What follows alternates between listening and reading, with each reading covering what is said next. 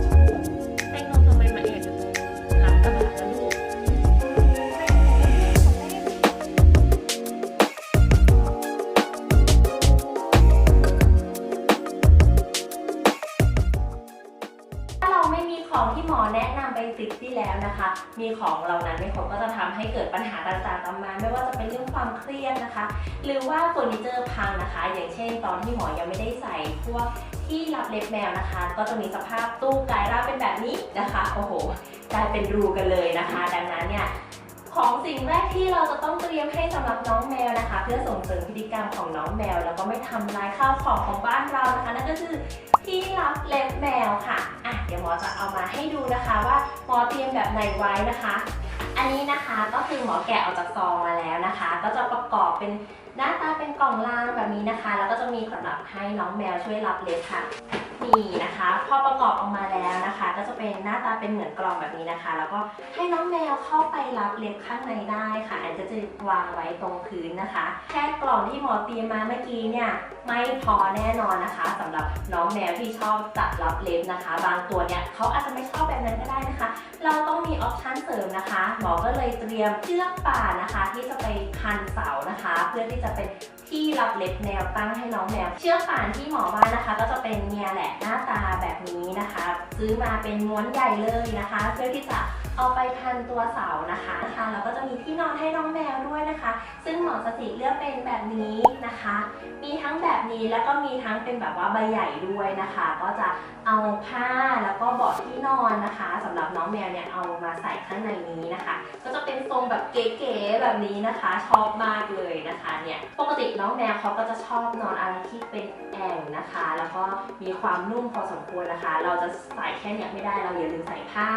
ให้น้องแมวเขาด้วยนะคะหรือใครจะทำเป็นเบาะก็ได้หรือว่าเป็นกล่องอะไรเงี้ยค่ะหรือเป็นอุโมงค์ก็ได้นะคะอุโมงค์นี้ก็ใช้ได้ค่ะ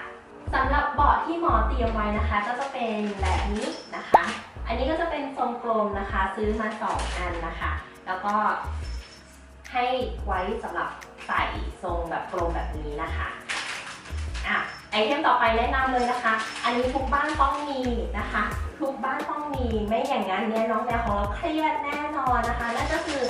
ไม้ตกแมวค่ะซึ่งไม้ตกแมวนะคะเราจะประดิษฐ์เองก็ได้นะคะหรือไปซื้อก็ได้เพราะว่าราคามันไม่ได้แพงมากนะคะ สังเกตนะคะมันก็จะมีตัวก้านนะคะแล้วก็จะมีตรงปลายเนี่ยที่อาจจะเป็นขนหรือว่าเป็นตุ๊กตาที่มันเคลื่อนไหวได้นะคะน้องแมวจะชอบมากแล้วเราเอาตัวนี้แหละใช้สิ่งนี้เนี่ยไปเล่นกับน้องแมวเพื่อให้น้องแมวเขาได้เกิดการแบบเชื่อมความสัมพันธ์กับเราแล้วก็ทำให้เขาได้ออกกำลังกายด้วยระหว่างที่แม่หมอกำลังคุยกับกล้องไปนะคะลูกสาวจิ๊บส้มนะคะ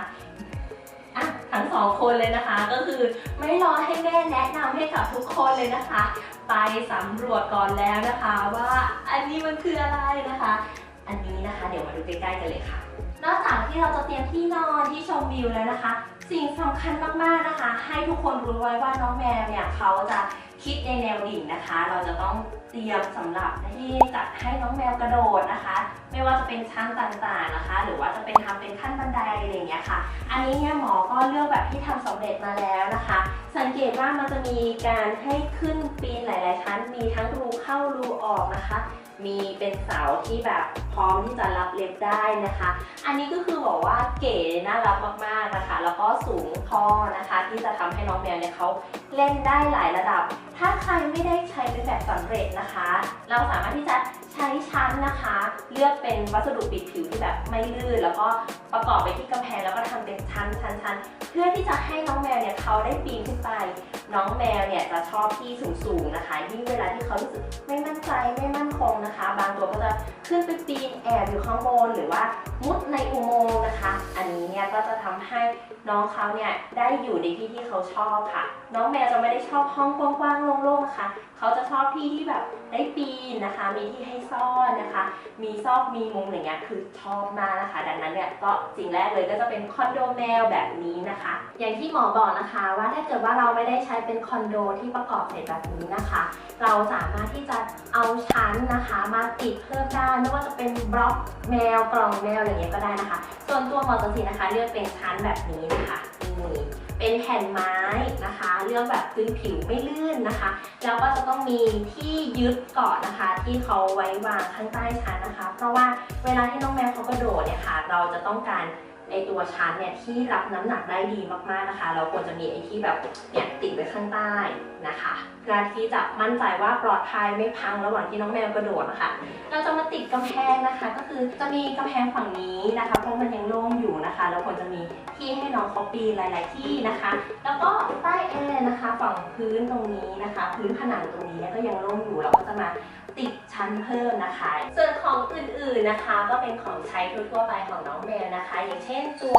ชามน้ำชามอาหารนะคะเราก็ควรจะเลือกชามที่เหมาะสมสำหรับน้องแมวของเราอย่าลืมดูเรื่องของขนาดวัสดุที่ใช้ทำนะคะแล้วก็ลูกบอลกลิ้งๆอะไรอย่างนี้นะคะเพื่อให้น้องแมวเล่นพี่เจเล่นไหมลูกเขินกล้องแม่รู้ว่าอยากเล่นแต่เขินกล้องเล่นเป็นกำลังใจให้แม่หน่อยลูก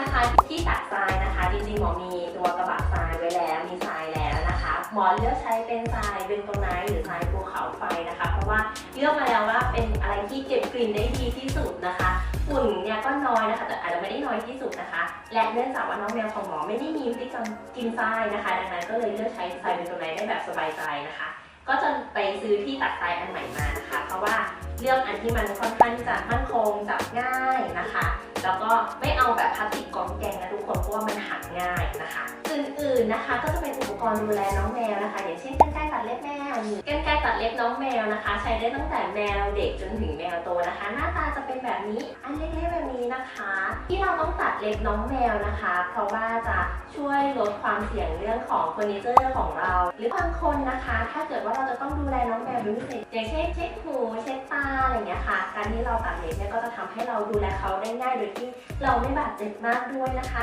หรือใครจะอาบน้ำเนี่ยก็อย่าลืมนะคะควรจะต้องมีการตัดเล็บก่อน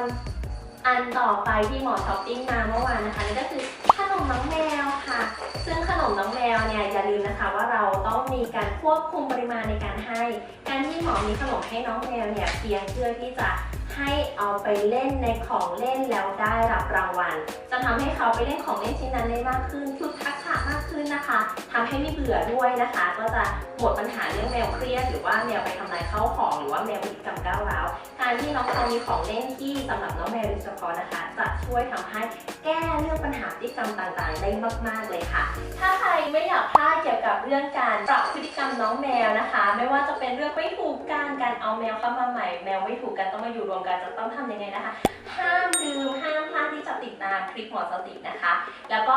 มีอีกอย่างหนึ่งที่หมอยังไม่มีในห้องนี้นะคะถ้าใครทายถูกนะคะพิมพ์คอมเมนต์มาบอกหมอสตินะคะว่าสิ่งที่หมอแนะนำมาวันนี้จริงๆมันมีของที่ยังขาดอยู่นะคะใครรู้นะคะพิมพ์คำตอบลงมาในช่องคอมเมนต์ข้างล่างเลยค่ะหมอจะดูซิว่าใครที่เป็นทาสแมวตัวจริงแล้วดูออกนะคะว่าหมอสติยังขาดอะไรไปนะคะรีบพิมพ์มาเลยนะคะหมอจะดูซิว่าใครเป็นทาสแมวตัวจริงบ้างสำหรับวันนี้หมอสตินะคะน้องแป้งนมและจินส้มไปก่อนนะคะบ๊ายบายค่ะ